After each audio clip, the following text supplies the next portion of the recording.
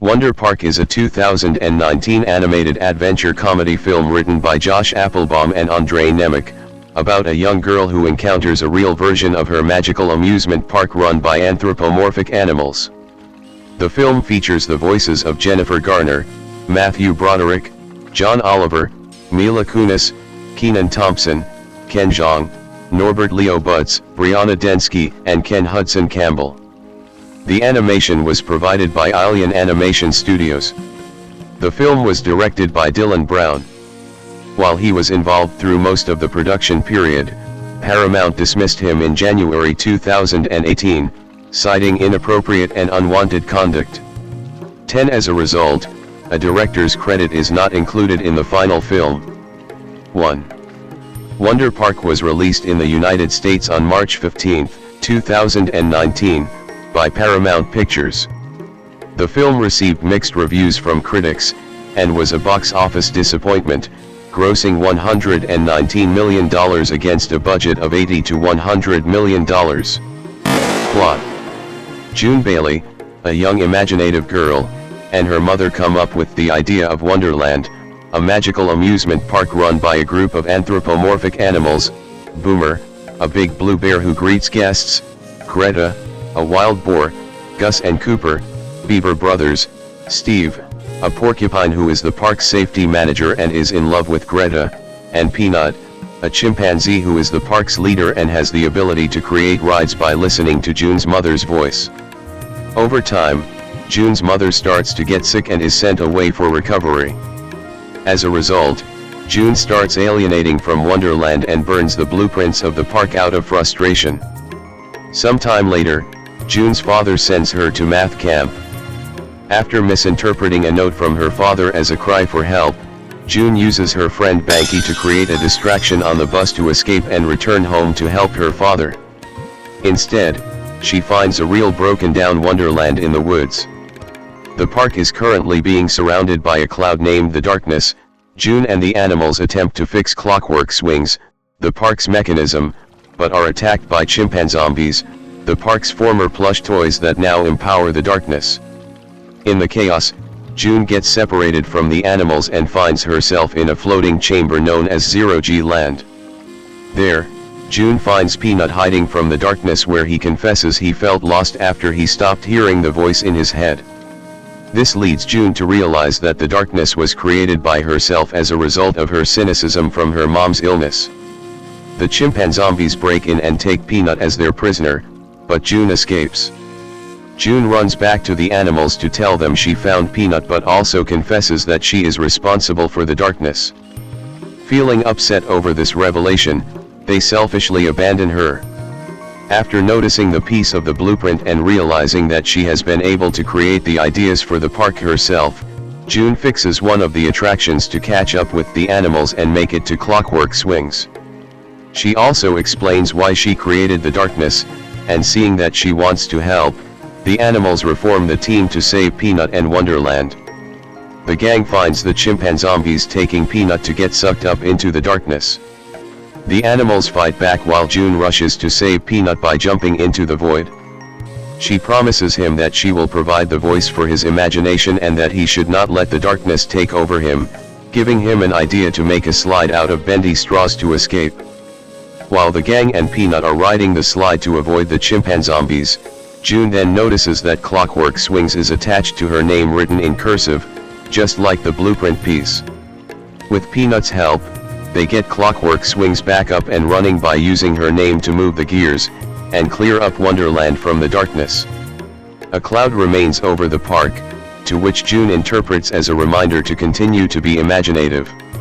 June returns home, and with it, her now cured mother, and they set up a Wonderland in their backyard.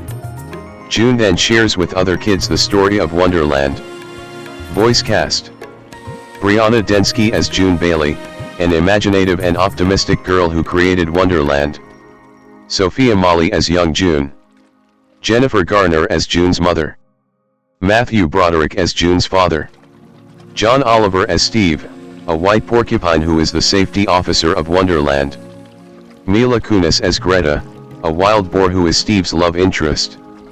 Kenan Thompson as Gus, an orange beaver who is Cooper's brother. Ryan Fitzgerald voices Gus in the Australian version and Joe Sugg in the UK version 11. Ken Jeong as Cooper, a red beaver who is Gus' brother. Wippa voices Cooper in the Australian version and Casper Lee in the UK version 11. Norbert Leo Butts as Peanut, a chimpanzee who acts as Wonderland's main mascot and ride creator. Ken Hudson Campbell as Boomer, a narcoleptic blue bear who welcomes the visitors to Wonderland. Tom Baker voices Boomer in the UK version 12. Michael Urbas as Banky, June's best friend. Kevin Chamberlain as Uncle Tony. Eamon Holmes voices Uncle Tony in the UK version 13.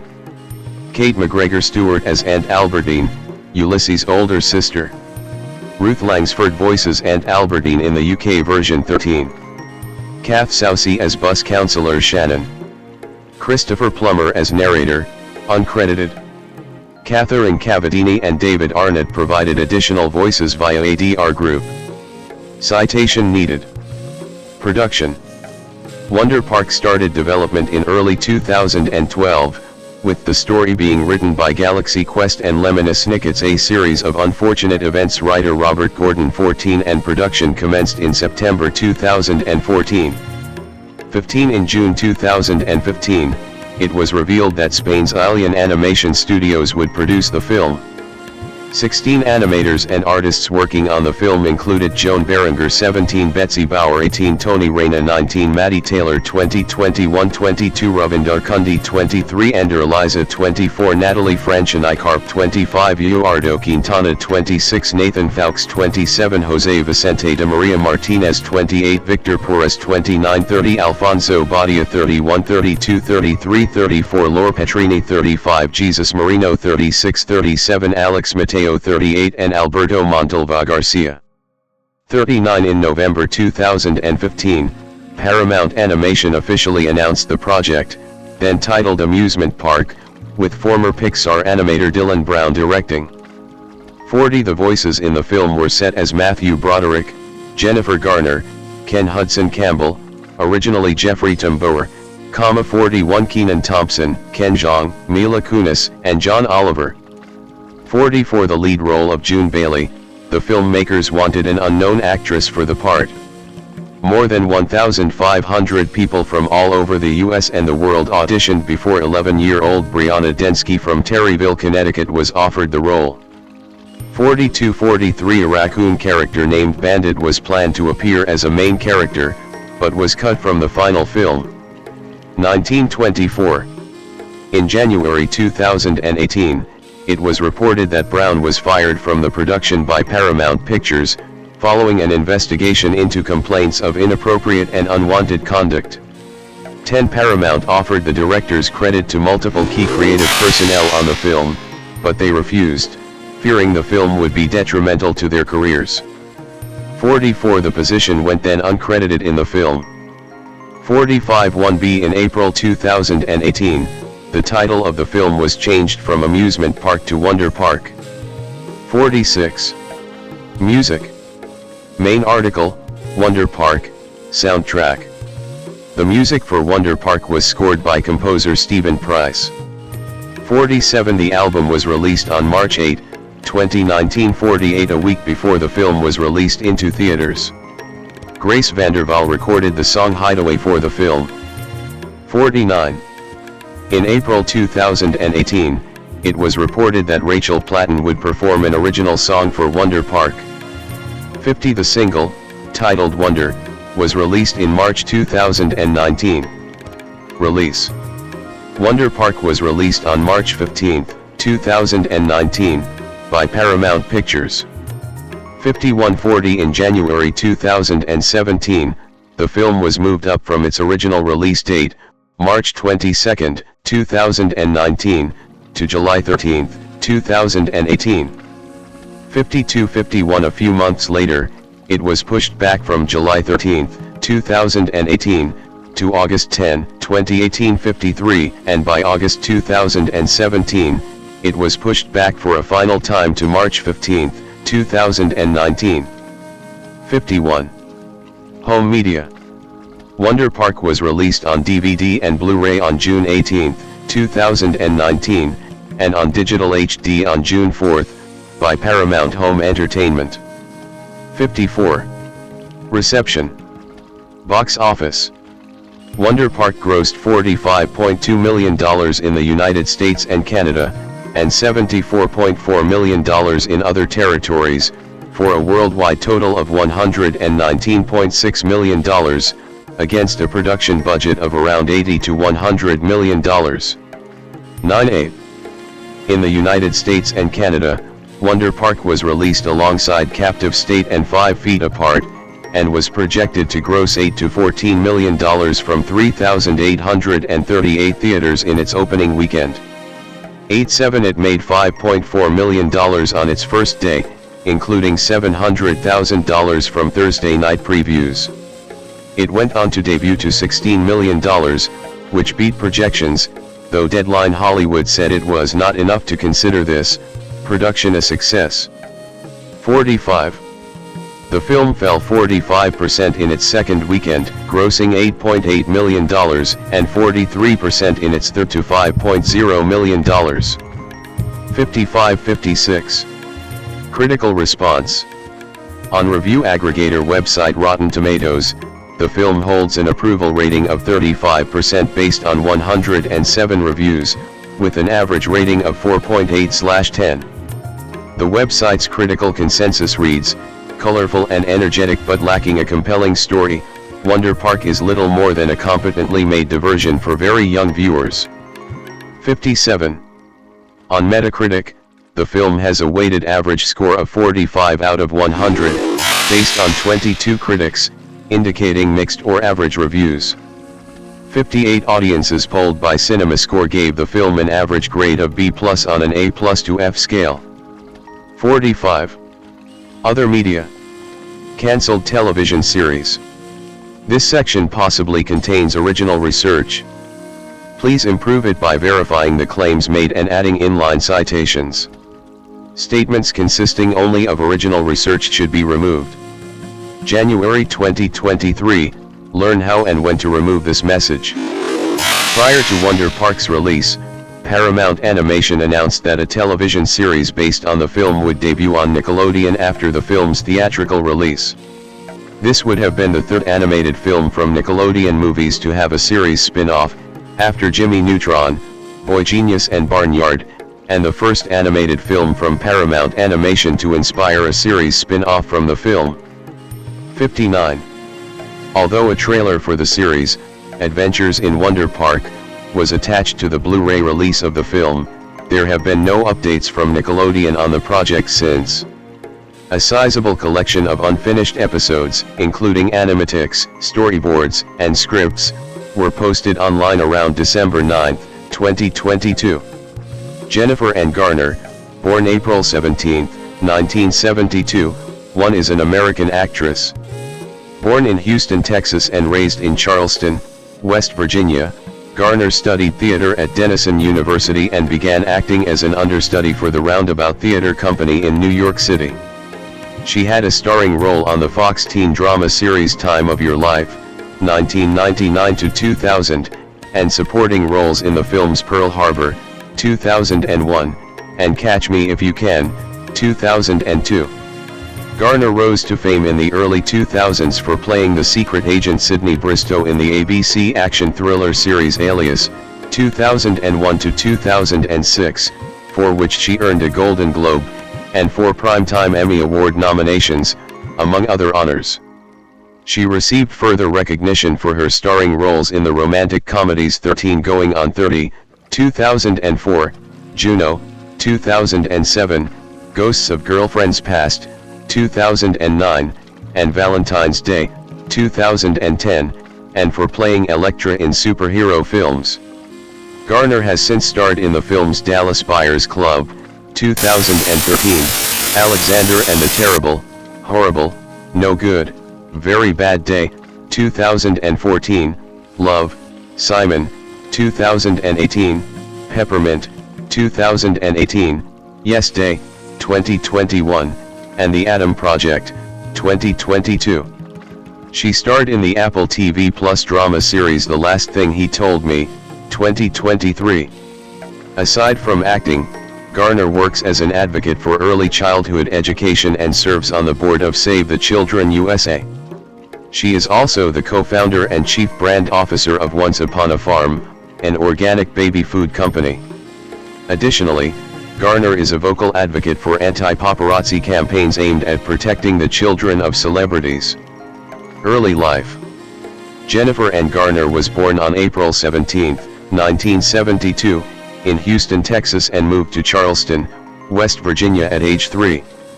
Her father, William John Garner, received his undergraduate and graduate degree in chemical engineering from Texas A&M University and worked as a chemical engineer for Union Carbide. Her mother, Patricia Ann English, was a homemaker and later an English teacher at a local college. 234 She has 2 sisters. 5-6 Garner has described herself as a typical middle child who sought to differentiate herself from her accomplished older sister. 7-8 While Garner did not grow up in a politically active household, 9 Her father was very conservative and her mother quietly blue. 10 She attended a local United Methodist church every Sunday and went to vacation Bible school. 11 As teenagers, she and her sisters were not allowed to wear makeup, paint their nails, pierce their ears, or dye their hair. 12-13 She has joked that her family's take on the world was practically Amish. 14 She attended George Washington High School in Charleston. 15 In 1990, Garner enrolled at Denison University in Granville, Ohio. 16 Where she changed her major from chemistry to theater. 17 And was a member of the sorority Pi Beta Phi. 18 She spent the fall semester of 1993 studying at the National Theater Institute at the Eugene O'Neill Theater Center in Waterford, Connecticut. 19 During college summers, she worked summer stock theater. 20 In 1994, she graduated with a Bachelor of Fine Arts degree in theater performance. 21 Career. 1990s. As a college student, Garner performed in summer stock theater. In addition to performing, Garner helped sell tickets, build sets, and clean the venues. 22-23 She worked at the Timberlake Playhouse in Mount Carroll, Illinois. In 1992-24 the Barn Theater in Augusta, Michigan. In 1993-25 and the Georgia Shakespeare Festival in Atlanta, Georgia. In 1994. 26 Garner moved to New York City in 1995. 27 During her first year in the city, Garner earned $150 per week as an understudy for a roundabout theater company production of A Month in the Country. 8-28 And made her first on-screen appearance as Melissa Gilbert's daughter in the romance miniseries Zoya. 29 In 1996, she played an Amish woman in the television movie Harvest of Fire. 30 And a shopkeeper in the western miniseries Dead Man's Walk. 31 She appeared in the independent short film In Harm's Way. 32 And made one-off appearances in Spin City, and the legal dramas Swift Justice and Law and Order. Garner also supplemented her income by working as a hostess at a restaurant on the Upper West Side. 33 As well as by doing some babysitting, specifically watching Madeleine Colbert, the daughter of Stephen and Evie Colbert. 34-35 After moving to Los Angeles in 1997, Garner gained her first leading role in the television film Rose Hill. 36 And made her first feature film appearance in the period drama Washington Square. 37 She appeared in the comedy film Mr. Magoo, the independent drama 1999 and Woody Allen's Deconstructing Harry, though most of her performance was cut from the film. 38 In 1998, Garner appeared in an episode of Fantasy Island and was cast as a series regular in the Fox drama Significant Others. 39 But Ken Tucker of Entertainment Weekly thought there was no center to the character as played by Garner. 40 Fox canceled the series after airing 3 of 6 filmed episodes. Garner's most significant role of 1998 was in J.J. Abrams' college drama series Felicity. 41 In 1999, Garner was cast as a series regular in another Fox drama series, Time of Your Life, but it was cancelled midway through the first season. 42 Also in 1999, she appeared in the miniseries Aftershock, Earthquake in New York and in 2 episodes of the action drama series The Pretender. 2000s. Garner played the girlfriend of Ashton Kutcher's character in the comedy Dude, Where's My Car? 2000. In 2001, she appeared briefly opposite her husband Scott Foley in the drama Stealing Time and had a small role as a nurse in the war epic Pearl Harbor. 43. Also in 2001, Garner was cast as the star of the ABC action thriller series Alias. 2. The show's creator, J.J. Abrams, wrote the part of Sydney Bristow with Garner in mind. 44-45 Alias aired for 5 seasons from 2001 to 2006. Garner's salary began at $40,000 per episode and rose to $150,000 per episode by the series' end. 46 During the show's run, Garner received the Golden Globe Award for Best Actress, Television Series Drama, from 4 nominations, and the Screen Actors Guild Award for Outstanding Performance by a Female Actor in a Drama Series, from 2 nominations, in addition to 4 nominations for the Primetime Emmy Award for Outstanding Lead Actress in a Drama Series. While Alias was airing, Garner continued to work in film intermittently. She had an otherworldly experience when Steven Spielberg called to offer her a role as a high-class call girl in the crime comedy drama film Catch Me If You Can, 2002. 47 After seeing her in Alias, Spielberg was sure that she would be the next superstar. 48 She filmed her scene opposite Leonardo DiCaprio during a one-day shoot. 49 Garner's first co-starring film role was in the action superhero film Daredevil, 2003, in which she played Elektra to Ben Affleck's Daredevil. 50 The physicality required for the role was something Garner had discovered an aptitude for through her work on Alias. 47-51 Elvis Mitchell of the New York Times wrote that she realizes Elektra more through movement than by way of her lumpy, obvious lines. She hasn't mastered the combat skill of tossing off bad material. 52. While Daredevil received mixed reviews, it was a box office success. 53 Also in 2003, she voiced herself in an episode of The Simpsons. Garner's first leading film role, in the romantic comedy 13 Going on 30, 2004, was widely praised. She played a teenager who finds herself trapped in the body of a 30-year-old. Garner chose Gary Winnick to direct the film 54 and they continued to look for other projects to do together until his death in 2011. 55-56 Manala Dargis of the Los Angeles Times found her to be startling. Whenever she's on screen you don't want to look anywhere else. 57. Owen Gleiberman of Entertainment Weekly called it an utterly beguiling performance, writing, "You can pinpoint the moment in it when Garner becomes a star." 58. Ann Hornaday of the Washington Post remarked, "Garner is clearly cut out to be America's next sweetheart. She has the same magic mix of allure and accessibility that the job calls for." 59. 13 Going on 30 grossed $96 million worldwide. 60 Garner reprised the character of Elektra in the 2005 Daredevil spin-off film Elektra. It was a box office and critical failure.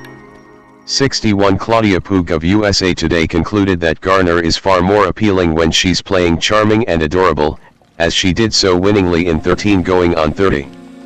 62 Garner next starred in the romantic drama Catch and Release. Although filmed in 2005 in between seasons of Alias, it was not released until early 2007 and failed to recoup its production budget.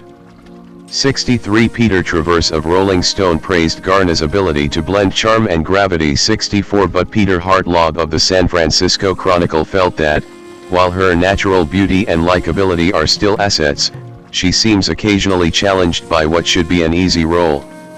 65. Garner at a press conference for the invention of lying in 2009.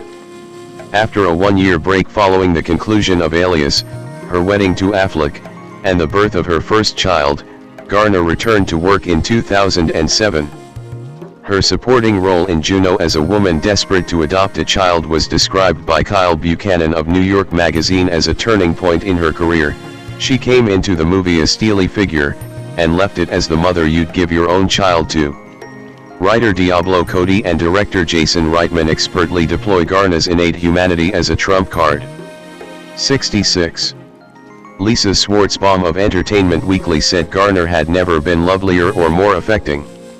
67. Also that same year, she played an FBI investigator in the action thriller The Kingdom. 68-69. She was nursing her baby during filming in Arizona and was hospitalized on 2 occasions with heat stroke. 70. In late 2007 and early 2008, Garner played Roxanne to Kevin Kline's Cyrano de Bergerac at the Richard Rodgers Theatre on Broadway. In preparation for the role, Garner worked with vocal and movement coaches and took French lessons. 28. Ben Brantley of the New York Times described her performance as captivating. Ms. Garner, I am pleased to report, makes Roxana a girl worth pining over. She speaks Anthony Burgess's peppery rhyme translation with unaffected sprightliness. If she's a tad stilted in the big tragic finale, her comic timing is impeccable. 71. The New Yorker's theater critic was impressed by her feistiness and lightness of comic touch. 72. The play was recorded before a live audience and aired on PBS in 2008. In 2007, Garner became a spokesperson of skincare brand Neutrogena. 73. Garner co-starred in 2 romantic comedies in 2009. She first appeared in Ghosts of Girlfriends Past, portraying the childhood friend of a famous photographer and womanizer. While the film received lukewarm reviews, it grossed $102.2 million worldwide. 74. Michael Phillips of the Chicago Tribune found Garner easy to like and sharp with her timing. He was disappointed to see her as the love interest, which is not the same as a rounded character. 75. Similarly, Manala Dargis of the New York Times was dismayed to see Garner appear as less a co-star than a placeholder. You can almost see the words "enter generic female lead" in the screenplay. 76. Garner's second performance of 2009 was in comedian Ricky Gervais's directorial debut The Invention of Lying. Gervais was keen to cast Garner always happy and always pleasant to everyone against type. 77. In the film, she played the love interest of the first human with the ability to lie in a world where people can only tell the truth. Reviews for the movie were mixed and it made $32.4 million worldwide. 78. David Adelstein of New York Magazine said Garner proves again, the first time was 13 going on 30, what a dizzying comedienne she is. She looks as if the wheels in her head are not just turning but falling off and needing to be screwed back on. 79. While Mick LaSalle of the San Francisco Chronicle said Garner has never been better on screen. Garner gets to show a comic facility we haven't seen before. 80. 2010s. In Gary Marshall's ensemble romantic comedy Valentine's Day, 2010, Garner shared scenes with Ashton Kutcher, Jessica Biel, and Patrick Dempsey. 81. The film made $56.2 million in its U.S. opening weekend. It eventually grossed $110.4 million domestically and $216.4 million worldwide. 81. In 2011, she had a supporting role as a villainous deranged bride in the comedy Arthur, a remake of the 1981 film of the same name, directed by Jason Weiner and co-starring Russell Brand and Helen Mirren. 82-83. Garner attending the premiere of Dallas Buyers Club at the Toronto International Film Festival in 2013. Garner played a mother for the first time in 2012-7 in the drama The Odd Life of Timothy Green, which followed a magical pre-adolescent boy whose personality and naivete have profound effects on the people in his town. 84. The film received mixed reviews from critics and made a modest $56 million worldwide. 85-86. Claudia Poog of USA Today found Garner convincing as a warm-hearted, if tense, mom. 87. While Michael Phillips of the Chicago Tribune said she brought fervent sincerity and a welcome touch of comic eccentricity to the role. 88. That same year, Garner produced and starred in the satirical comedy Butter, in which she played an overly competitive and socially ambitious woman participating in a local butter sculpturing competition in a small Iowa town. Distributed for a limited release in certain parts of the United States only, Butter received mixed reviews and grossed $105,018. 89-90 Peter DeBrugge of Variety praised the best big screen use of Jennifer Garner's comedy gift since 13 going on 30. 91 While Peter Travers of Rolling Stone described her as the best in show, she knows how to play comedy of the absurd. 92. However, Scott Bowles of USA Today remarked, Garner is a terrific actress, but here she's asked to cackle her lines in a voice a full octave above her natural one. 93. Also in 2012, she appeared in the YouTube Shorts Arena 94 and became a spokesperson for food company Lavo. 95.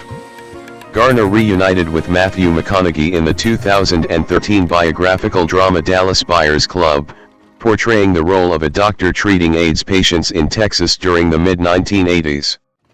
96-97 The film received significant acclaim and was a box office success. 98 Peter Travers of Rolling Stone described Garner as a radiant actress of rare spirit and sensitivity. 99 And Betsy Sharkey of the Los Angeles Times said, Garner is once again cast as a quintessentially decent, all-American girl, albeit a doctor. But the question of whether the actress has deeper emotional layers to bring to the screen is not answered here. 100. David Adelstein of New York Magazine said, it's not a well-shaped role, but I've gotten to the point where I'm happy to see Garner in anything. She's incapable of phoniness. 101. Also in 2013, Garner became the first celebrity spokesperson of the Italian fashion brand Max Mara. 102. In 2014, Garner starred in the sports drama Draft Day, as the fictional salary cap analyst of the Cleveland Browns. Critical reception toward the film was mixed, and Mick LaSalle of the San Francisco Chronicle, describing her part, remarked, it's not much of a role, but she's perfectly nice in it. Perhaps someday someone will give Garner a chance to be something other than perfectly nice. 103. Garner also co-starred with Steve Carell in the 2014 Disney adaptation of the popular children's book Alexander and the Terrible, Horrible, No Good, Very Bad Day, taking on the role of the mother of the titular character. The film grossed $101 million worldwide. 104 Sandy Angulo-Chen of the Washington Post said, Garner, who has long mastered the art of playing harried and overworked moms, is pleasantly frazzled. 105. Her other film role in 2014 was that of an overprotective mother in the Dramedy Men, Women and Children, directed by Jason Reitman and co-starring Rosemary DeWitt, Judy Greer, Dean Norris, and Adam Sandler. The film made $2.2 million worldwide. 106 And Christopher Orr of The Atlantic said, Garner does what she can as the snooping mom from hell, but ultimately it's not much. The role is like a caricature of her performance in Juno, minus the ultimate, and essential, redemption. 107. In late 2014, Capital One signed Garner as their spokesperson for their Capital One Venture Air Miles credit card. 108. Garner in 2018. In 2015 Stanley Collins, a drama inspired by the true story of folk singer Steve Tilston and starring Al Pacino and Annette Bening, Garner played the supporting role of the wife of Bobby Cannavale's character. The film was released in selected cinemas and was warmly received by critics. Stephanie Mary of the Washington Post felt Garner gave the movie a powerful jolt of emotion. 109 In 2016, Garner appeared in the Christian drama Miracles from Heaven, playing the mother of a young girl who had a near-death experience and was later cured of an incurable disease. The film grossed $73.9 million worldwide. 110 And received generally mixed reviews from critics, who felt it makes the most out of an outstanding performance from Garner. 111 Ken Jaworowski of the New York Times praised a dedicated and heartfelt performance. 112 While Nigel Smith of The Guardian found her subtly wrought work tremendously effective in an otherwise crassly manipulative film. 113 Also in 2016, Garner starred in the critically panned comedy 9 Lives, playing the second wife of a workaholic father who has his mind trapped inside of his daughter's new cat. Garner made an uncredited cameo appearance in Mother's Day, 2016. Garner appeared in the drama Wakefield, which premiered at TIFF and was released in May 2017. 114. Also in 2017, she starred in The Tribes of Palos Verdes, and in friend Judy Greer's directorial debut A Happening of Monumental Proportions. 115. 116. In 2018, she co-starred in Love, Simon, an adaptation of the young adult novel Simon vs. the Homo sapiens Agenda. 117. Also that year, Garner voiced the role of Mama Llama for Netflix's original animated preschool series Llama Llama, and starred as the lead in the action revenge film Peppermint, which was released on September 7. 118. In August 2018, Garner was honored with a star on the Hollywood Walk of Fame. 119. Variety praised her radiant likability and said she was second only to Tom Hanks. 120. Also in 2018, she had a leading role in the HBO comedy series Camping, which was based on the British television series of the same name. 2020s.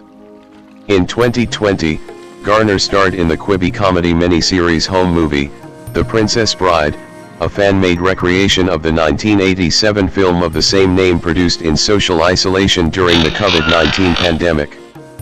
Filmed in a deliberately DIY fashion, it was created to raise money for World Central Kitchen. 121. She also produced and starred in the Netflix family comedy film Yes Day, directed by Miguel Arteta and released in March 2021. 122. 123. In 2022, Garner starred in the science fiction action film The Atom Project, which reunited her with her 13 going on 30 co-star Mark Ruffalo. That same year, she made a guest appearance in an episode of the Amazon Prime Video science fiction comedy series Upload.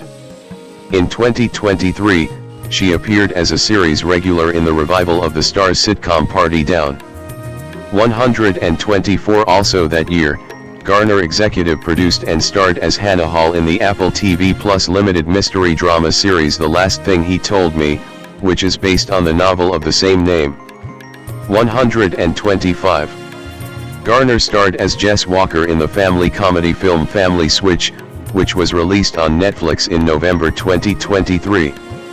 Also that year, it was revealed that Garner would reprise her role as Elektra Natchios in the Marvel Cinematic Universe superhero film Deadpool and Wolverine, which was released on July 26, 2024.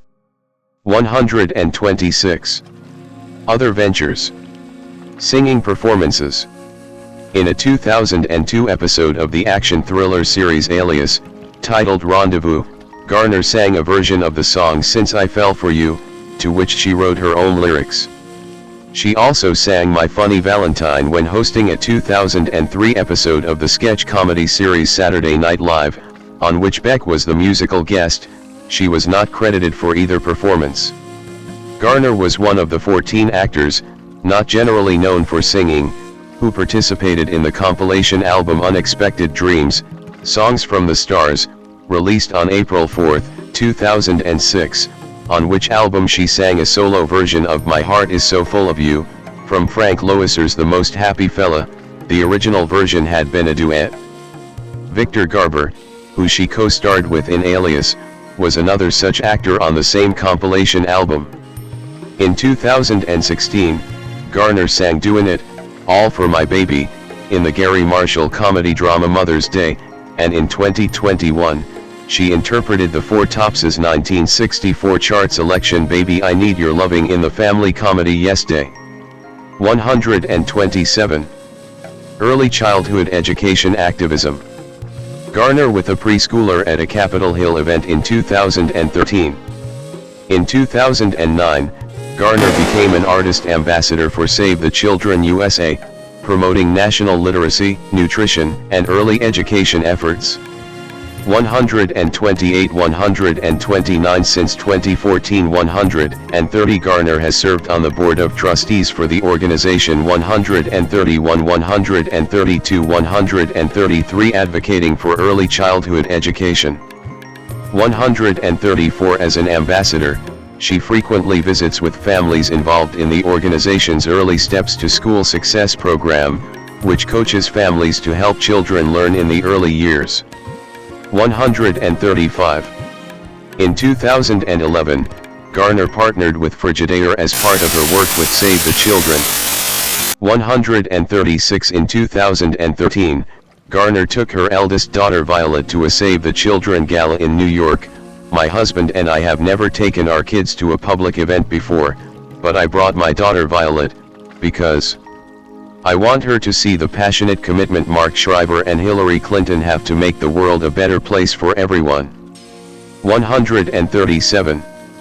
In 2014, she joined the Invest in Us campaign.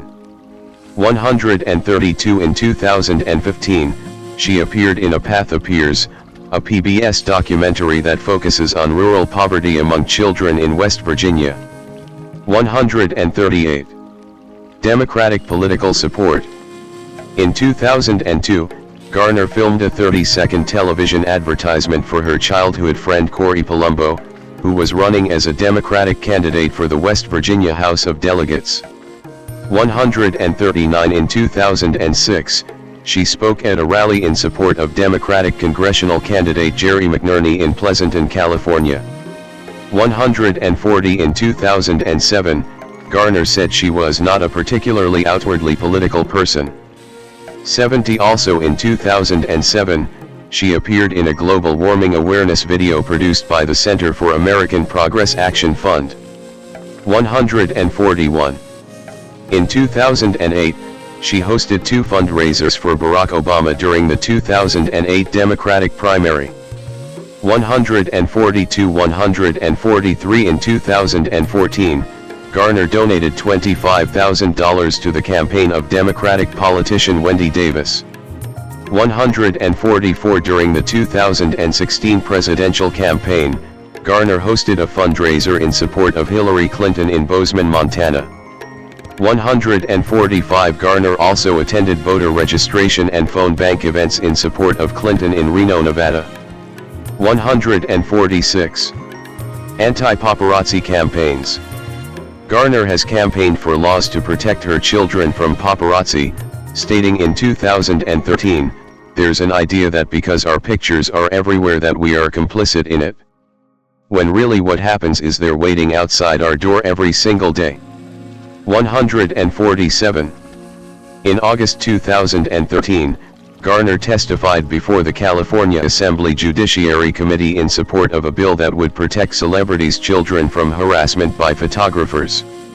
148 Her 6-year-old daughter made a speech about her personal experiences at a private event in support of the bill. 149 The bill passed in September 2013 and is now California law. 150 While photographs of children may still be taken, behavior which seriously alarms, annoys, torments, or terrorizes children is illegal, as is lying in wait outside their various activities. 151 In 2014, her then-husband Affleck argued in favor of a United Kingdom-style system, where you have to blur out the faces of minor children in published photographs.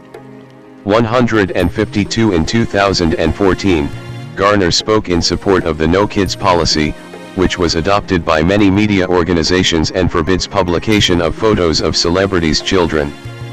She described the paparazzi interest as gross. "Our hope is maybe our kids won't be so recognizable in a few years." 153-154. In 2019, Garner reflected on a solid decade where there were 5 or 6 cars minimum, and easily up to 15 or 20 on the weekends, outside of my house at all times. While she said the situation had improved since the legislation was passed, she noted that 7 or 8 photographers still regularly wait outside her children's school to photograph them from a distance and that she sometimes requires police assistance when they get too close. 155. Once Upon a Farm. Garner and John Foraker co-founded the organic, fresh baby food company Once Upon a Farm in 2018. Garner is also the company's chief brand officer. In 2019, Once Upon a Farm became the first refrigerated baby food available to WIC-eligible families. 156. In partnership with Save the Children, Garner and her team remain dedicated to bringing a million meals to children across America in food-insecure communities. 157. Angel City FC. Garner is a part of the ownership group of Angel City FC of the National Women's Soccer League. 158. Hobbies and Ventures. Garner plays the saxophone, a skill she learned playing in her high school marching band. 159. Personal life. Relationships and family. Garner and Ben Affleck at the 70th Golden Globe Awards in 2013. Garner met co-star Scott Foley on the set of Felicity in 1998. 2. They married in a ceremony at their home on October 19, 2000. The pair separated in March 2003. 160. Garner filed for divorce in May 2003, citing irreconcilable differences, and divorce papers were signed in March 2004. 161. 162. She dated her Alias co-star Michael Vartan from August 2003 to mid-2004. 163. 164. Garner began dating Ben Affleck in August 2004. 165. Having established a friendship on the sets of Pearl Harbor, 2001, and Daredevil, 2003. 166. They married on June 29, 2005, in a private Turks and Caicos ceremony. 167. Former co-star and friend Victor Garber, who officiated the ceremony, and Garber's partner, and later husband, Rainer Andreessen, were the only guests. 168. Garner and Affleck have 3 children together, Violet and Affleck, Finn Affleck 169 and Samuel Garner Affleck. 170. The couple announced their intention to divorce in June 2015. 171. And jointly filed legal documents in April 2017, seeking joint physical and legal custody of their children. 172. The divorce was finalized in October 2018. 173. 174. Garner supported Affleck's struggles with alcoholism during and after their marriage and has credited Al-Anon with changing the dance of their relationship. 175. She previously used the surnames Foley and Affleck during her marriages to both men respectively. 176. 177. Garner dated businessman John C. Miller from mid-2018 to early 2020. 178. 179. 180. After separating for a year, Garner and Miller's relationship resumed in 2021. 181. 182. Religious beliefs.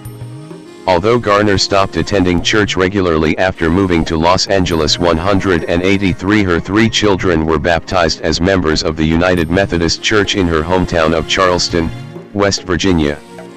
11. In 2015, she and her family began attending weekly Methodist church services in Los Angeles. 11. Stalking incident. Garner was stalked by Stephen Berkey from 2002 to 2003, and again from 2008 to 2009. Garner, her then husband Affleck, and their daughter Violet obtained a restraining order in 2008.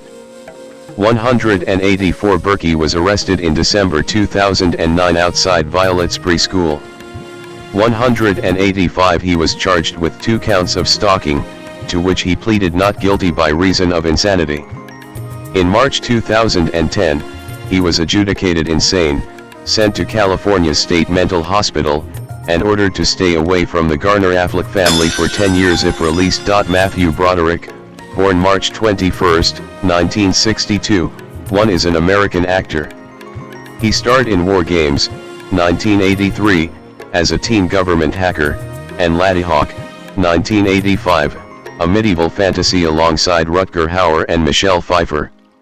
He played the title role in the Golden Globe nominated Ferris Bueller's Day Off, 1986, the voice of adult Simba in Disney's The Lion King, 1994, and Leo Bloom in both the Broadway musical The Producers and its 2005 film adaptation. Other films he has starring credits in include Glory, 1989, The Freshman, 1990, The Cable Guy, 1996, Godzilla, 1998, Inspector Gadget, 1999, You Can Count on Me, 2000, The Last Shot, 2004, and Tower Heist, 2011. Broderick also directed himself in Infinity, 1996, and provided voice work in Arabian Night, 1995, Good Boy, 2003, B-Movie, 2007, The Tale of Desperados, 2008, and Wonder Park, 2019. Broderick has won 2 Tony Awards, one for Best Featured Actor in a Play for Brighton Beach Memoirs, 1983, and one for Best Actor in a Musical for How to Succeed in Business Without Really Trying, 1995. 2 in 2001, he starred in Mel Brooks's musical comedy The Producers alongside Nathan Lane. He later reunited with Lane in the Broadway revival of Terrence McNally's showbiz comedy It's Only a Play, 2014. In 2013, Broderick starred in the Broadway musical Nice Work If You Can Get It, which was nominated for the Grammy Award for Best Musical Theatre Album.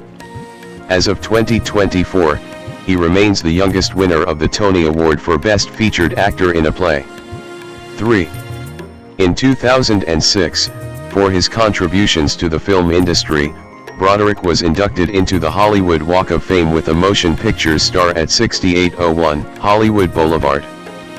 11 years later, he was inducted into the American Theater Hall of Fame. 5. Early life. Broderick was born in Manhattan, the only son of Patricia, née Bio, a playwright, actress, and painter, and James Broderick, an actor 6 and World War II veteran. 7. His mother was Ashkenazi Jewish, a descendant of immigrants from Germany and Poland. 8-9 His father was a Catholic of Irish and English descent. 10 He has 2 sisters. 11-12 His maternal grandfather was advertising executive Milton H. Bio. 13 Broderick attended grade school at City and Country School in Manhattan and high school at the private Walden School, also in Manhattan. 14 He received acting training at HB Studio. 15. Career. Broderick in Sweden during his promotion of Ferris Bueller's Day Off in 1986. Early career. Broderick's first major acting role came in an HB Studio workshop production of playwright Horton Foote's On Valentine's Day, playing opposite his father, a friend of Foote's. This was followed by a supporting role as Harvey Fierstein's gay adopted son, David, in the off-Broadway production of Fierstein's Torch Song Trilogy. Then, a good review by the New York Times theater critic Mel Gusso brought him to the attention of Broadway. Broderick commented on the effects of that review in a 2004 60 Minutes 2 interview. "Before I knew it, I was like this guy in a hot play. And suddenly, all these doors opened. And it's only because Mel Gusso happened to come by right before it closed and happened to like it. It's just amazing. All these things have to line up that are out of your control." 16. He was replaced on Torch Song by John Cryer, who closely resembled Broderick. 17. He followed that with the role of Eugene Morris Jerome in the Neil Simon Eugene trilogy, including the plays Brighton Beach Memoirs and Biloxi Blues. He won the Tony Award for Best Featured Actor in a Play for his role in Brighton Beach Memoirs. Broderick is a founding member of Naked Angels. 18. Cryer also became a standby and replacement for Broderick on this role. 19. Success in films. Broderick's first film role as Michael McPhee in 1983's Max Dugan Returns was also written by Neil Simon, but his first big hit film was War Games, a summer hit in 1983-20 in which he played the main role of Seattle teen hacker David Lightman. Broderick next played Philippe Gaston in Ladyhawke, in 1985. 14-21. Broderick then won the role of the charming, clever slacker in the 1986 film Ferris Bueller's Day Off.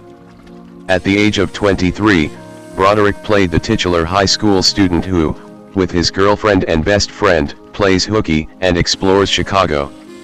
A 1980s comedy favorite, the film is one of Broderick's best-known roles, particularly with teenage audiences. Also in 1987, he played Air Force Research Assistant Jimmy Garrett in Project X. In 1988, Broderick played Harvey Fierstein's ill-fated lover, Alan, in the screen adaptation of Torch Song Trilogy. He starred in the 1989 film Glory alongside Cary Elwes, Morgan Freeman, and Denzel Washington, and received favorable reviews for his portrayal of the American Civil War officer Robert Gould Shaw, whom Broderick physically resembled. In the 1990s, Broderick appeared as Clark Kellogg in The Freshman in 1990, was the voice of adult Simba in Disney's 1994 animated film The Lion King, and voiced Tak the Cobbler in Miramax's controversial version of The Thief and the Cobbler, which had originally been intended as a silent role and was fully released in 1995. He won recognition for two dark comedy roles, Bachelor Stephen Kovacs in 1990's SIX's The Cable Guy with Jim Carrey, and a high school teacher in Alexander Payne's 1999 film Election with Reese Witherspoon. He also played Dr. Nikotatopoulos in 1998's Godzilla, and the title character in Disney's Inspector Gadget in 1999. In the 2000s, Broderick starred as Brian in the 2000 drama You Can Count on Me, voiced Hubble in the 2003 film Good Boy, starred with Nicole Kidman in the 2004 film The Stepford Wives, a remake of the 1975 film of the same name, starred opposite Danny DeVito in the 2006 Christmas comedy film Deck the Halls, was the voice of Adam Flayman in the 2007 animated comedy B-Movie, and voiced Desperos in 2008's The Tale of Desperos. Broadway. Broderick returned to Broadway as a musical star in the 1990s, winning a Tony Award for his performance in How to Succeed in Business Without Really Trying. Broderick then starred alongside Nathan Lane in the Mel Brooks 2001 stage version of The Producers, which was a critical and financial success. He played Leopold Leo Bloom, an accountant who co-produces a musical designed to fail that turns out to be successful. Broderick was nominated for another Tony Award but lost to his co-star Nathan Lane. The musical went on to win the most Tony Awards in history with 12 wins. 22 Broderick and Lane reprised their roles in the 2005 film adaptation of the same name. Broderick starred in a 2004 off-Broadway production of the award-winning Larry Shue play The Foreigner as the witty Charlie Baker. 23 He was reunited with his co-star from The Lion King and The Producers, Nathan Lane, in The Odd Couple, which opened on Broadway in October 2005.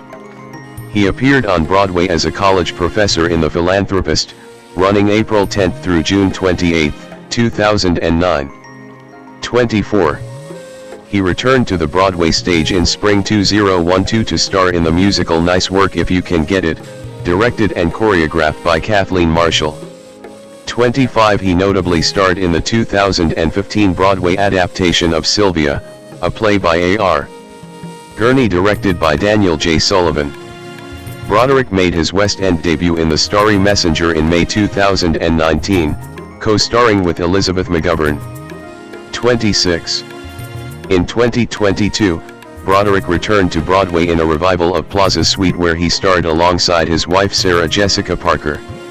27 In 2024, the production transferred to the Savoy Theatre, London. 28. On June 16, 2025, it was announced that Broderick would star as Tartuffe in a new production of Tartuffe alongside Bianca Del Rio, Francis Ju, and Amber Gray at the New York Theatre Workshop. 29. Later films and television.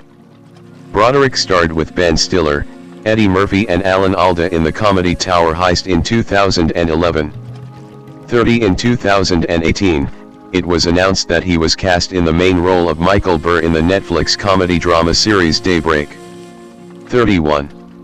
In 2023, Broderick played the role of Laird Becker in the comedy film No Hard Feelings, and appeared as himself in 2 episodes of the Hulu comedy series Only Murders in the Building. 32. His performance in the latter earned him a nomination for the Primetime Emmy Award for Outstanding Guest Actor in a Comedy Series. 33. Personal life. Family. Broderick with wife Sarah Jessica Parker in 2009. Broderick and actress Sarah Jessica Parker married on May 19, 1997, in an Episcopal ceremony officiated by his sister, Rev. Janet Broderick Kraft. 34-35. Parker and Broderick have 3 children, a son, and twin daughters via surrogacy. 36-37-38. Their son, James Wilkie Broderick, guest starred alongside Broderick in a Season 2 episode of the CBS series Elsbeth. 39. Although the couple live in the West Village 40, they spend a large amount of time at their second home in Kilcar, a village in County Donegal, Ireland, where Broderick spent his summers as a child. 41. They also have a house in the Hamptons. 42. Broderick is a political liberal. 43. Ancestry. In March 2010, Broderick was featured in the NBC program Who Do You Think You Are? He said his participation in the Ancestry research program emotionally reconnected him with the role he played in Glory, as he discovered his paternal great-great-grandfather, Robert Martindale, was a Union soldier. A veteran of the Battle of Gettysburg, Martindale, who belonged to the 20th Connecticut, was killed in the aftermath of the Battle of Atlanta and interred in an unnamed grave at the Marietta National Cemetery. Having identified the grave with the help of historian Brad Quinlan, Broderick's research enabled him to give his ancestor his name back. In the same program, Broderick discovered that his paternal grandfather, James Joseph Broderick II, whom he had never known, was a highly decorated combat medic in World War I, having earned his distinctions during the Meuse, Argonne Offensive. 7. 1987 car crash. On August 5, 1987, while driving a rented car outside Tempo, Northern Ireland, Broderick crossed into the wrong lane and collided head-on with another car.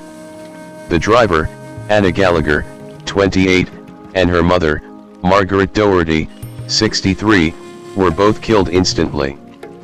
44-45. He was vacationing with Jennifer Grey, whom he had begun dating during the filming of Ferris Bueller's Day Off. He suffered a fractured leg and ribs, a concussion, and a collapsed lung. Grey's injuries included severe whiplash, which later required surgery to avoid paralysis. 46-44. Broderick told police he had no recollection of the crash and did not know why he had been in the wrong lane. What I first remember is waking up in the hospital, with a very strange feeling going on in my leg. He was charged with causing death by dangerous driving and faced up to 5 years in prison, but was convicted of the lesser charge of careless driving and fined £100, $175. 44-47-48-49-50.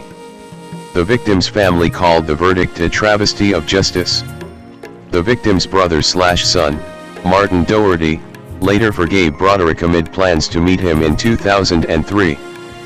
51. In February 2012, when Broderick was featured in a multi-million-dollar Honda commercial that aired during the Super Bowl 46, Doherty said the meeting had still not taken place and that Broderick wasn't the greatest choice of drivers, knowing his past. Milena Markovna Mila Kunis, born August 14, 1983, is an American actress. Born in Chernivtsi, Ukraine, and raised in Los Angeles, she starred as Jackie Burkhart on That 70s Show from 1998 to 2006 and has voiced Meg Griffin on Family Guy since 1999. Kunis's breakout film role was in the 2008 romantic comedy Forgetting Sarah Marshall. 1-2. She gained critical acclaim for her performance in the psychological thriller Black Swan, 2010, receiving nominations for the SAG Award and the Golden Globe Award for Best Supporting Actress. Her other major films include the action films Max Payne, 2008, and The Book of Eli, 2010, the romantic comedy Friends with Benefits, 2011, the fantasy film Oz the Great and Powerful, 2013, as the Wicked Witch of the West, and the comedies Ted, 2012, Bad Moms, 2016, and its sequel, A Bad Mom's Christmas, 2017. Early life and education. Milena Markovna Kunis was born into a Jewish family on August 14, 1983 in Chernovtsi, Ukraine, then part of the Soviet Union. For her mother, Elvira, was a physics teacher who ran a pharmacy, and her father, Mark Kunis, was a mechanical engineer who worked as a cab driver after the family emigrated. 5. Kunis has an older brother, Michael. 6-7 Her grandparents were Holocaust survivors. 8 Her mother tongue and the common language within her family is Russian. 9 While participating in Conan O'Brien Needs a Friend, Kunis confirmed she does not speak Ukrainian, stating Russian was the main language at the time she was there. 10 Children were not taught Ukrainian in school until they were in 2nd grade, which was the time she left to come to the United States. 10 She stated in 2011 that her parents had amazing jobs, and that she was very lucky and the family was not poor. They had decided to leave the Soviet Union because they saw no future there for Mila and her brother. 11 In 1991, when she was 7 years old, her family moved to Los Angeles under a religious refugee visa. 12 With $250. That was all we were allowed to take with us.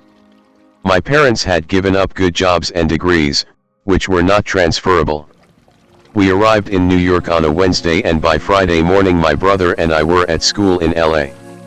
11. Kunis has cited anti-Semitism in the Soviet Union as one of several reasons for her family's move to the United States. 13, 14, 15, 16, 17 She has stated that her parents raised her Jewish as much as they could, although religion was suppressed in the Soviet Union. 18, 13 On her second day in Los Angeles, Kunis was enrolled at Rosewood Elementary School, not knowing a word of English. She later recalled, "I blocked out 2nd grade completely. I have no recollection of it. I always talked to my mom and my grandma about it. It was because I cried every day. I didn't understand the culture. I didn't understand the people. I didn't understand the language. My first sentence of my essay to get into college was like, imagine being blind and deaf at age 7. And that's kind of what it felt like moving to the States." 19. In Los Angeles, she attended Hubert Howe Bancroft Middle School. She used an on-set tutor for most of her high school years while filming that 70s show. 20. She briefly attended Los Angeles Center for Enriched Studies, LACES, but when that school proved to be insufficiently flexible about her acting commitments, she transferred to Fairfax High School. 21. Graduating in 2001. 16. She briefly attended University of California, Los Angeles, UCLA, and Loyola Marymount University in Los Angeles. 622. Kunis is a naturalized U.S. citizen. 23, 24, 25. Kunis has said that a genealogical DNA test described her ethnicity as 96% 26-27 to 98% Ashkenazi Jewish. 28. Career. 1994 to 2000, career beginnings and television work. At age 9, Kunis was enrolled by her father in acting classes after school at the Beverly Hills Studios, where she met Susan Curtis, who would become her manager. 29-30 On her first audition she landed the role for a Barbie commercial. 31 Shortly after, she did a commercial for the Lisa Frank product line. 32 Her first television roles took place in 1994, first appearing on Days of Our Lives 33-34 and a few months later doing her first of 2 appearances on Baywatch. 35 She had a minor role on the television shows Seventh Heaven 20 and Walker Texas Ranger, as well as supporting roles in the films Santa with Muscles, Honey, We Shrunk Ourselves, and the Angelina Jolie film Gia, as the young Gia Karanji. 6. At the age of 10, Kunis unsuccessfully auditioned for the role of a Russian Jewish girl who moves to North America in the film Make-A-Wish, Molly. 8 Instead, she was cast in the secondary role of a Mexican girl. 21 In 1998, Kunis was cast as Jackie Burkhart in the Fox sitcom That 70s Show. All who auditioned were required to be at least 18 years old. Kunis, who was 14 at the time, told the casting directors she would be 18 but did not say when. Though they eventually figured it out, the producers still thought Kunis was the best fit for the role. 30. That 70s show ran for 8 seasons. 36. She won 2 consecutive Young Star Awards as Best Young Actress in a Comedy TV Series in 1999 and 2000 for her performances. 37. In 1999, Kunis replaced Lacey Chabert in the role of Meg Griffin on the animated sitcom Family Guy. 38. Created by Seth MacFarlane for Fox. Kunis won the role after auditions and a slight rewrite of the character, in part due to her performance on that 70s show. When Kunis auditioned for the role, she was called back by MacFarlane, who instructed her to speak slower. He then told her to come back another time and enunciate more. Once she claimed that she had it under control, MacFarlane hired her. MacFarlane added, "What Mila Kunis brought to it was in a lot of ways, I thought, almost more right for the character. I say that Lacey did a phenomenal job, but there was something about Mila, something very natural about Mila. She was 15 when she started, so you were listening to a 15-year-old. Oftentimes with animation they'll have adult actors doing the voices of teenagers and they always sound like Saturday morning voices. They sound oftentimes very forced. She had a very natural quality to Meg that really made what we did with that character kind of really work." 39. Kunis was nominated for an Annie Award in the category of voice acting in an animated television production in 2007. She also voiced Meg in Family Guy video game, released in 2006. Kunis described her character as the scapegoat. 40. 2001 to 2008, transition to film. In 2001, she appeared in Get Over It opposite Kirsten Dunst. She followed that up in 2002, by starring in the straight-to-DVD horror film American Psycho 2 alongside William Shatner, a sequel to the 2000 film American Psycho. American Psycho 2 was poorly reviewed by critics. 41. And later, Kunis herself expressed embarrassment over the film. 42. In 2004, Kunis starred in the film adaptation Tony and Tina's Wedding. Although the film was shot in 2004, it did not have a theatrical release until 2007. 43. Most critics did not like the film, which mustered a 25% approval from Rotten Tomatoes. 44. DVD Talk concluded that fans would be much better off pretending the movie never happened in the first place. 45. Kunis at the premiere of Max Payne in 2008. In 2005, Kunis co-starred with Jon Heder in Moving McAllister, which was not released theatrically until 2007. 46. The film received generally poor reviews and had a limited 2-week run in theaters. 47. 48. She followed up with After Sex starring alongside Zoe Saldana, who had also appeared in Get Over It. 49. In October 2006, she began filming Boot Camp, originally titled Straight Edge. 50. The film was not released in theaters in the United States, but was released on DVD on August 25, 2009. 51. Kunis starred as Rachel Jansen in the 2008 comedy film, Forgetting Sarah Marshall, co-produced by Judd Apatow. The role, which she won after unsuccessfully auditioning for Knocked Up 2, entailed improvisation on her part. 52. The film garnered positive reviews. 53. And was a commercial success, grossing $105 million worldwide. 54. Kunis's performance was well received. Joe Morgenstern of the Wall Street Journal praised her fresh beauty and focused energy. 55. While James Berardinelli wrote that she is adept with her performance and understands the concept of comic timing. 56. She was nominated for a Teen Choice Award. 57. In an interview, Kunis credited Apatow with helping her to expand her career from that 70s show. 2. Also in 2008, Kunis portrayed Mona Sachs, an assassin, alongside Mark Wahlberg in the action film Max Payne, based on the video game of the same name. Kunis underwent training in guns, boxing, and martial arts for her role. 58 Max Payne was relatively successful at the box office, grossing $85 million worldwide. 59 but was poorly reviewed by critics. 60 with several reviewers calling Kunis miscast. 61-62 Travis Estvold of Boise Weekly wrote that she was horribly miscast as some sort of undersized, warble-voiced crime boss. 63 Director John Moore defended his choice of Kunis, saying, "Mila just bowled us over.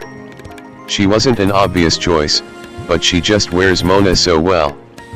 We needed someone who would not be just a fop or foil to Max, we needed somebody who had to be that character and convey her own agenda. I think Mila just knocked it out of the park." 58. She was nominated for another Teen Choice Award for her role in the film. 64. 2009 to 2012, film breakthrough and acclaim. Kunis promoting Family Guy in 2009. In 2009, she appeared in the comedy film Extract with Ben Affleck and Jason Bateman. The film received mostly positive reviews. 65 and grossed $10.8 million at the box office. 66 Roger Ebert, while critical of the film itself, wrote that Kunis brings her role to within shouting distance of credibility. 67. Director Mike Judge commented that part of what was surprising to learn about Kunis was her ability to make references to the cult animation film Rejected. Judge said, "As beautiful as Mila is, you could believe that maybe she would cross paths with you in the real world." 68. After seeing Kunis perform in Forgetting Sarah Marshall, Judge wanted to cast her in the role of Cindy in Extract. "I just thought, wow, this girl's perfect. And she really wanted to do it, which was fantastic." Kunis herself stated that, "I'm a huge fan of Mike Judge's from Office Space, so I was, like, okay, this is a very easy decision. I told them I would do anything needed to be in this production, like craft service, or, say, acting." 69. In 2010, she starred alongside Denzel Washington in the action film The Book of Eli. Although the film received mixed reviews, 70 it performed well at the box office, grossing over $157 million worldwide. 71 Film critic Richard Roper praised Kunis's performance, calling it a particularly strong piece of work. 72 Several other reviews were equally positive, including that of Pete Hammond of Box Office Magazine, who wrote that she's ideally cast in the key female role. 73 Even reviewers who did not necessarily like the film complimented her performance, such as James Berardinelli, who wrote that the demands of the role proved to be within her range, which is perhaps surprising considering she has been thus far pigeonholed into more lightweight parts. 74 And Colin Covert of the Star Tribune, who wrote that she generated a spark and brought a degree of determination to her character, developing an independent female character who's not always in need of rescuing. 75. Other critics, such as Claudia Poog of USA Today, felt she was miscast, noting that she looked as if she dropped in from a Ray-Ban commercial. 76 Kunis received another Teen Choice Award nomination for her performance. 77-78 Kunis was also cast in a minor role in the 2010 comedy film Date Night, starring Tina Fey and Steve Carell. 79 She garnered several positive reviews for her performance. 80-81-82 Michael Phillips of the Chicago Tribune concluded her performance with James Franco helped save the film and gave it a shot in the arm. 83. Kunis at San Diego Comic-Con in 2012. Kunis was nominated for multiple awards, including her first Golden Globe, for the 2010 film Black Swan. She played a rival ballet dancer to the main character, played by Natalie Portman. Director Darren Aronofsky cast Kunis in the film based on her performance in Forgetting Sarah Marshall, and on the recommendation of co-star and close friend Natalie Portman. 884 She underwent a training regimen that included cardiovascular exercise, a 1,200 calorie a day diet. She lost 20 pounds that she regained after filming ended, and ballet classes for 4 hours a day, 7 days a week. 185-86 During the demanding production, she suffered injuries including a torn ligament and a dislocated shoulder. 87. Black Swan received widespread acclaim from critics. 88 and was nominated for 5 Academy Awards, including Best Picture. 89. The film grossed over $106.9 million in the United States and Canada. 90. While grossing over $329 million worldwide. 91. Reviews of Kunis's performance were positive. 92. 93. 94. With Kirk Honeycutt of The Hollywood Reporter stating, "Kunis makes a perfect alternate to Portman, equally as lithe and dark but a smirk of self-assurance in place of Portman's wide-eyed fearfulness." 95. Guy Lodge of In Contention also praised Kunis, saying, "It's the cool, throaty-voiced Kunis who is the surprise package here, intelligently watching and reflecting her co-star in such a manner that we're as uncertain as Nina of her ingenuousness." 96. Kunis's performance won her the Marcello Mastroianni Award for Best Young Actor or Actress at the 67th Venice International Film Festival. 97. And earned her Golden Globe Award. 98. And Screen Actors Guild Award nominations for Best Supporting Actress. 99. At the 37th Annual Saturn Awards, she was also honored with the Best Supporting Actress Award for her performance. 100. Kunis was cast alongside Justin Timberlake in the 2011 romantic comedy Friends with Benefits. 101. Director Will Gluck stated that he wrote the story with Kunis and Timberlake in mind.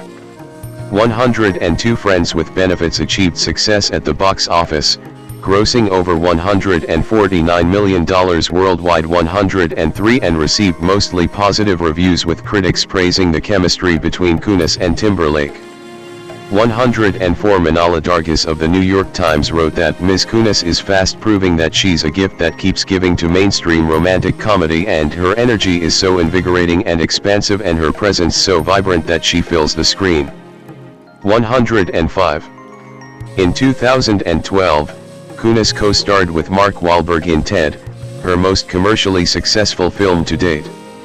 The film was directed and co-written by Family Guy creator Seth MacFarlane. Kunis played the girlfriend of Wahlberg's character. When MacFarlane first conceived the project, he considered Kunis too young for the role. However, the film remained in development for several years, and when it was finally ready to begin production, he ended up casting her. 106. Ted has received generally positive reviews from critics. 107. And was a commercial success, grossing $549 million worldwide. 108. Drew McWeeny of HitFix wrote that Kunis brings some lovely subtle grace notes to a role that easily could have just been the pushy girlfriend. 109. 2013, present, comedic roles. In 2013, Kunis played Theodora, the youngest of 3 witches, opposite James Franco, in the Walt Disney Pictures prequel, Oz the Great and Powerful. 110. 111. She dedicated her performance in the film to Margaret Hamilton, the original Wicked Witch of the West in the 1939 film. 112. The film, and Kunis's performance, received mixed reviews from critics. 113. Kim Newman of Empire magazine wrote that Kunis walks away with the honors as the wavering witch Theodora, whose heartbreak brings another, less expected depth to this 3D spectacle. 114. In contrast, Todd McCarthy of The Hollywood Reporter found Kunis's performance to be uncertain as her character seemed to be in a state of limbo. 115. Oz the Great and Powerful was a commercial success, grossing over $493 million worldwide. 116. Also in 2013, Kunis co-starred in the crime thriller Blood Ties with Clive Owen, Billy Crudup, and Marion Cotillard. 117. The film premiered at the 2013 Cannes Film Festival and had a limited release in the United States in 2014. 118. Blood Ties received mixed reviews. 119. Kunis was also cast in the comedy The Angriest Man in Brooklyn, alongside Robin Williams and Peter Dinklage. 120. The film had a limited theatrical and VOD release. 121. And received poor reviews. 122 The Paul Haggis-directed film Third Person co-starring with Liam Neeson, Olivia Wilde, and James Franco. 123 Premiered at the 2013 Toronto Film Festival. 124 And had a limited release in 2014, but also received mostly negative reviews. 125 Kunis's performance was praised by some critics. Deborah Young of The Hollywood Reporter wrote that her role gives her enormous room to express her talent and she gives her story a shot of raw intensity.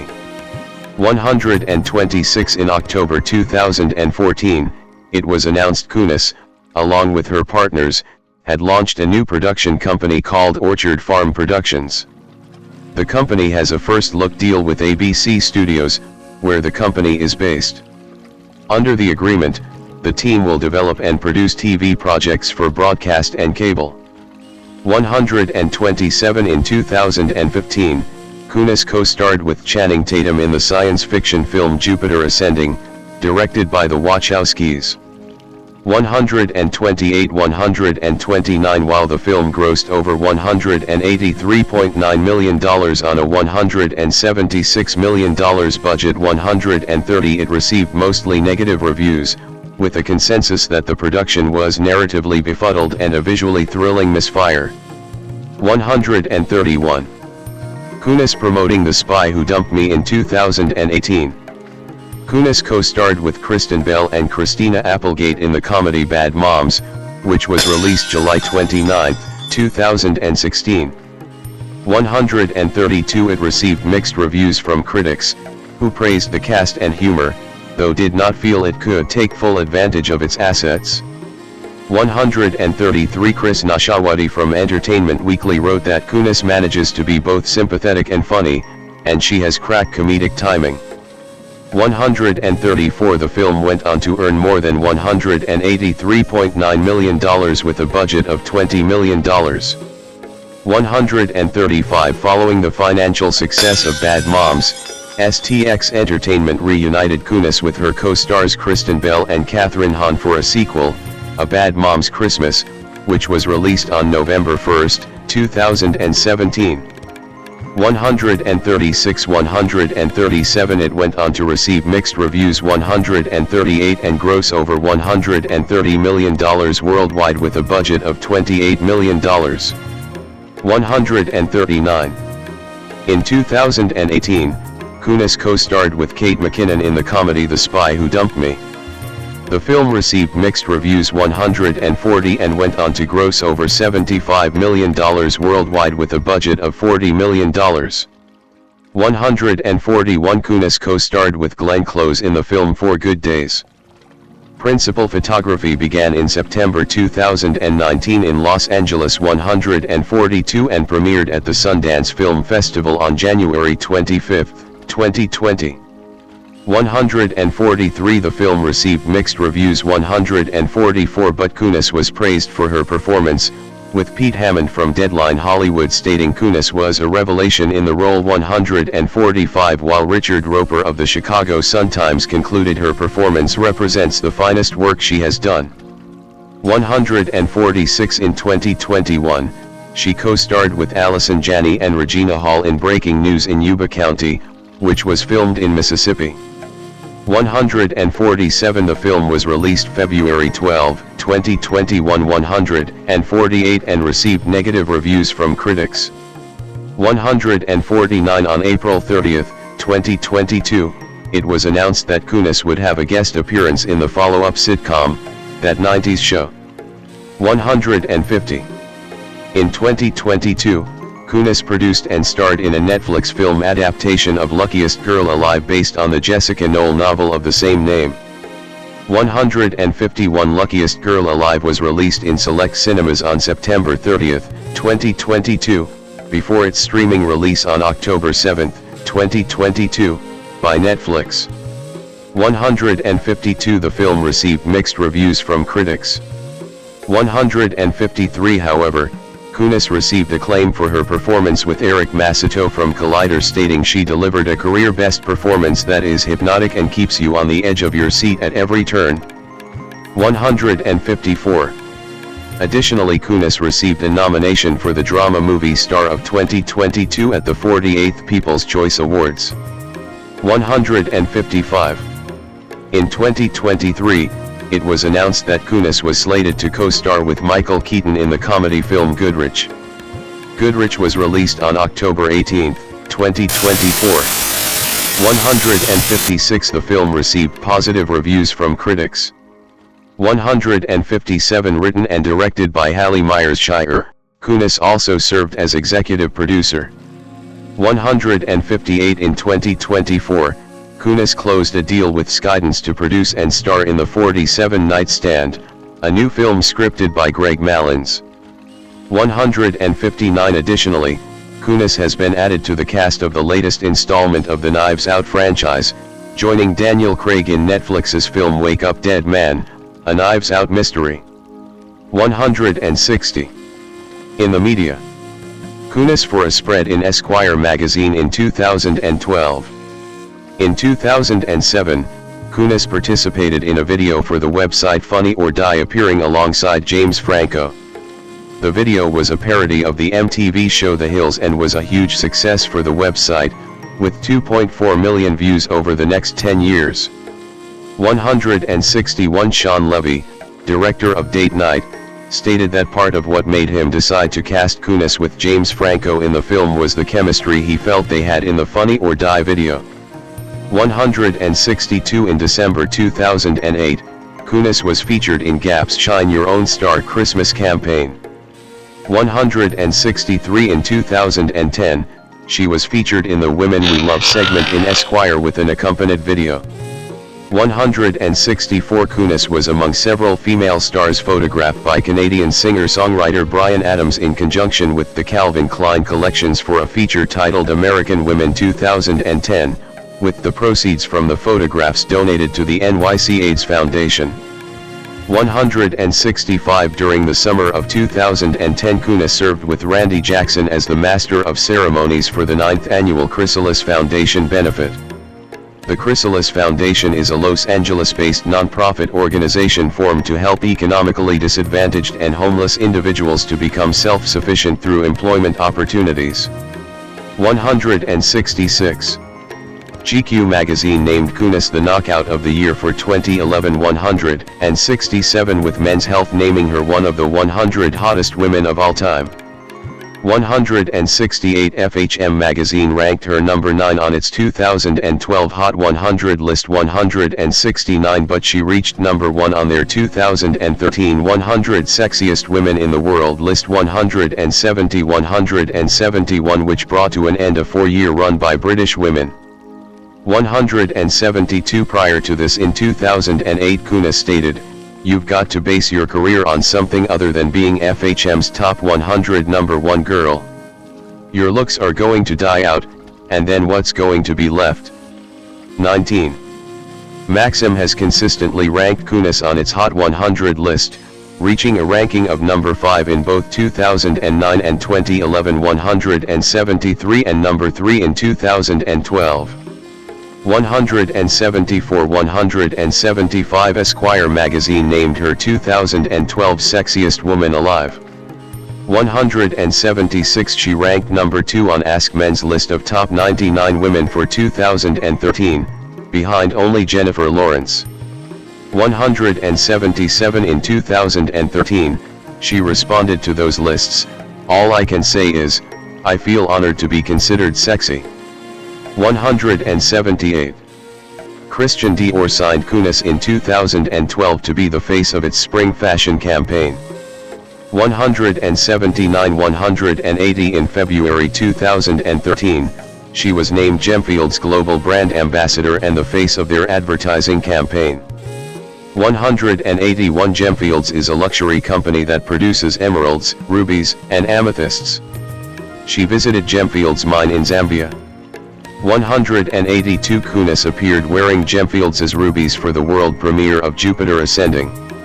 183. In 2013, she appeared in Forbes' list of 100 powerful celebrities, ranking number 89 on the basis of 5 criteria: money, TV/radio, press, social, and marketability, with her highest ranking as number 14 in marketability. She earned $11 million for the year ending in June 2013. 184 in 2014, Kunis appeared in a range of global advertising for Beam Incorporated, makers of Jim Beam Bourbon.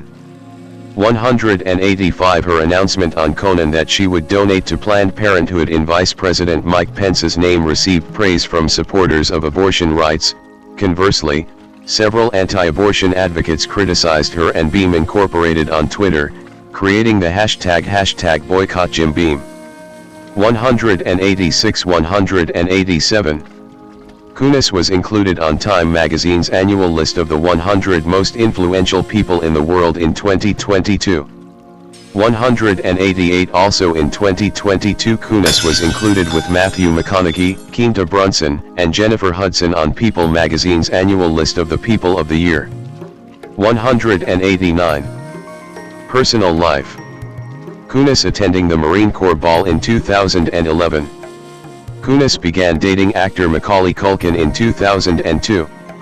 191 During their relationship, there were rumors of the couple getting married, but Kunis denied them.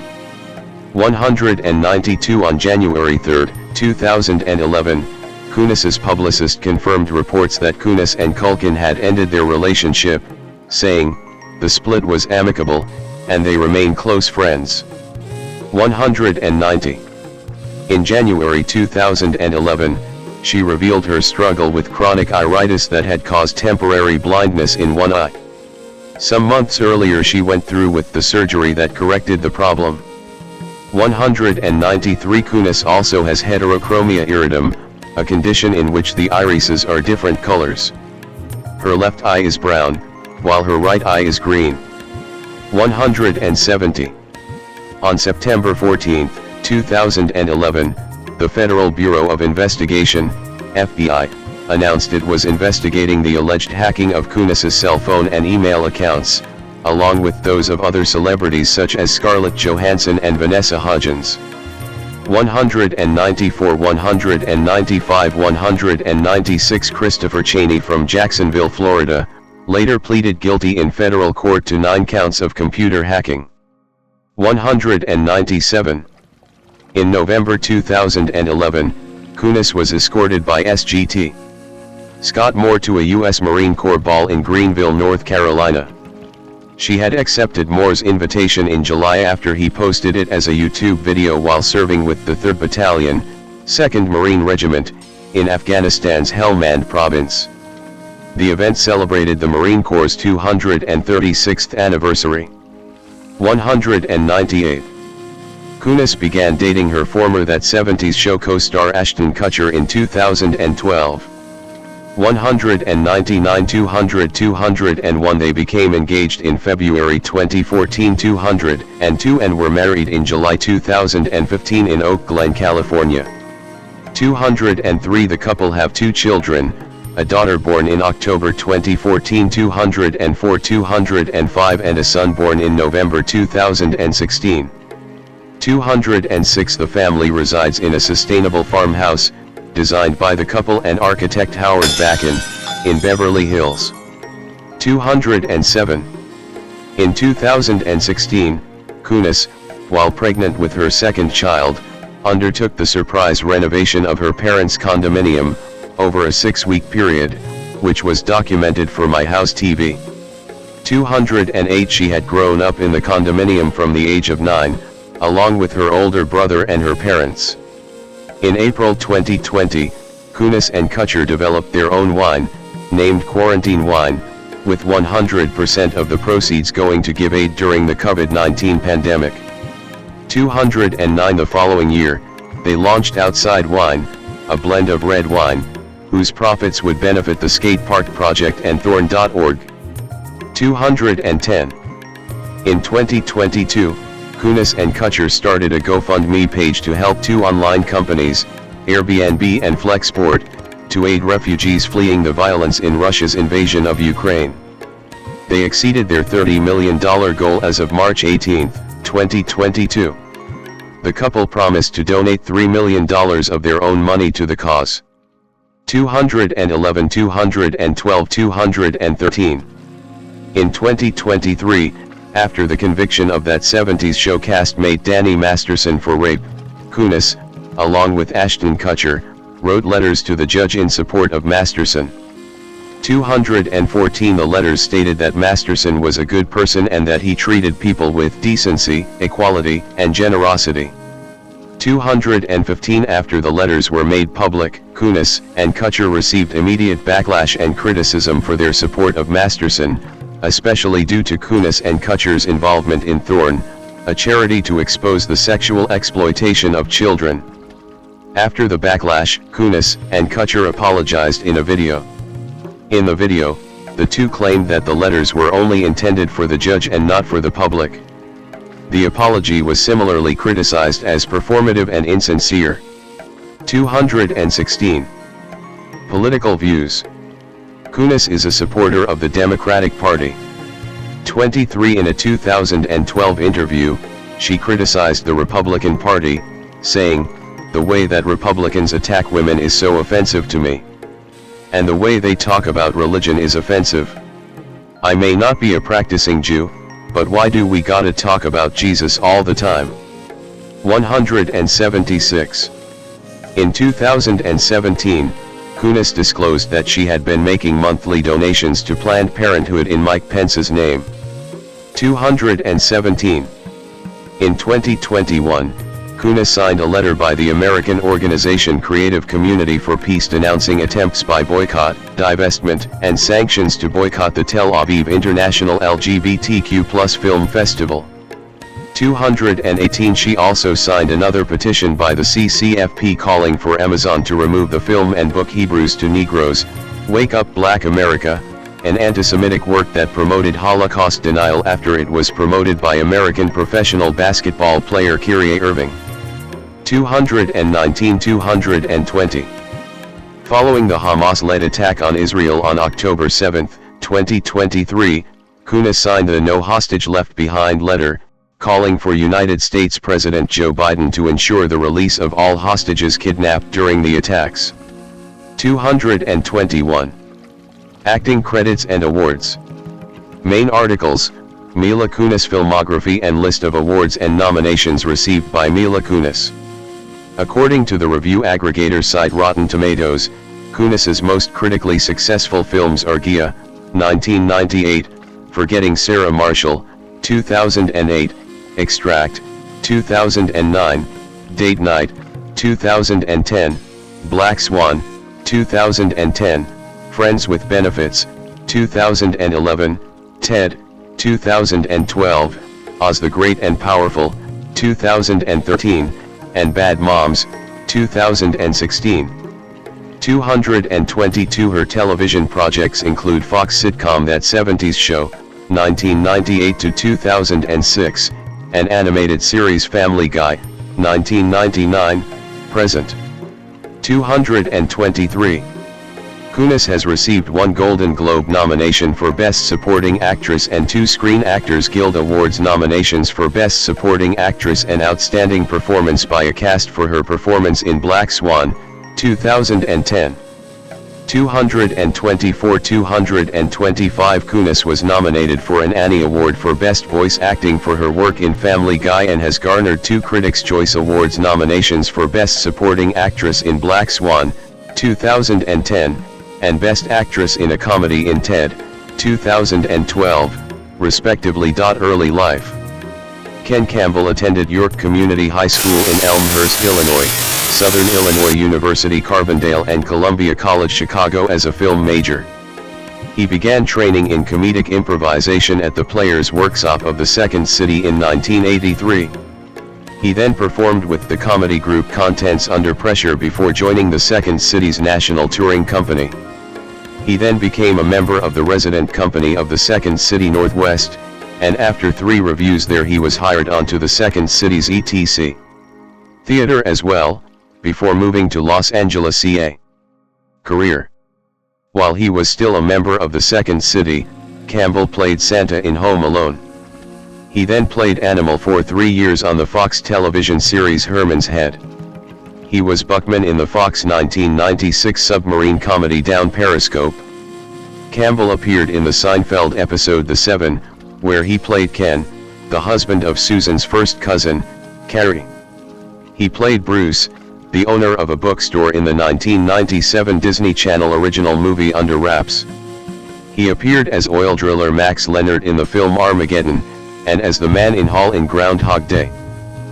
Campbell provided the voice of Baby Bob in the CBS television series Baby Bob and commercial campaigns for freeinternet.com and Quiznos.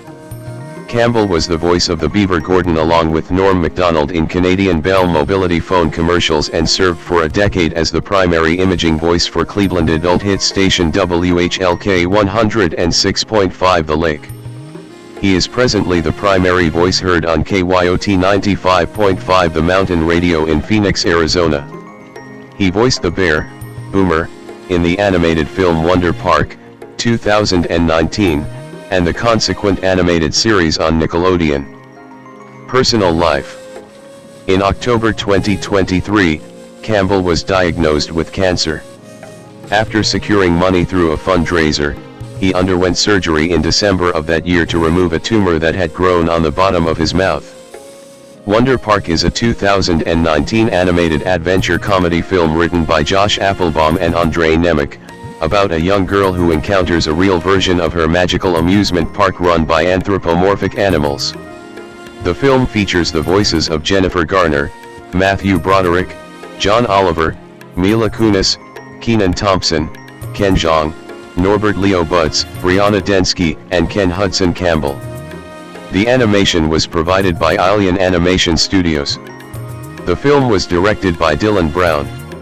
While he was involved through most of the production period, Paramount dismissed him in January 2018, citing inappropriate and unwanted conduct.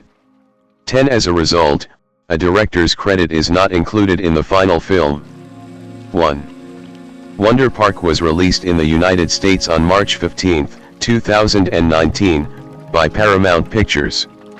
The film received mixed reviews from critics, and was a box office disappointment, grossing $119 million against a budget of $80 to $100 million. Plot. June Bailey, a young imaginative girl, and her mother come up with the idea of Wonderland, a magical amusement park run by a group of anthropomorphic animals: Boomer, a big blue bear who greets guests; Greta, a wild boar; Gus and Cooper, beaver brothers; Steve, a porcupine who is the park's safety manager and is in love with Greta; and Peanut, a chimpanzee who is the park's leader and has the ability to create rides by listening to June's mother's voice. Over time, June's mother starts to get sick and is sent away for recovery. As a result, June starts alienating from Wonderland and burns the blueprints of the park out of frustration. Sometime later, June's father sends her to math camp. After misinterpreting a note from her father as a cry for help, June uses her friend Banky to create a distraction on the bus to escape and return home to help her father. Instead, she finds a real broken-down Wonderland in the woods. The park is currently being surrounded by a cloud named the Darkness. June and the animals attempt to fix Clockwork Swings, the park's mechanism, but are attacked by chimpanzombies, the park's former plush toys that now empower the Darkness. In the chaos, June gets separated from the animals and finds herself in a floating chamber known as Zero-G Land. There, June finds Peanut hiding from the Darkness, where he confesses he felt lost after he stopped hearing the voice in his head. This leads June to realize that the Darkness was created by herself as a result of her cynicism from her mom's illness. The chimpanzombies break in and take Peanut as their prisoner, but June escapes. June runs back to the animals to tell them she found Peanut, but also confesses that she is responsible for the Darkness. Feeling upset over this revelation, they selfishly abandon her.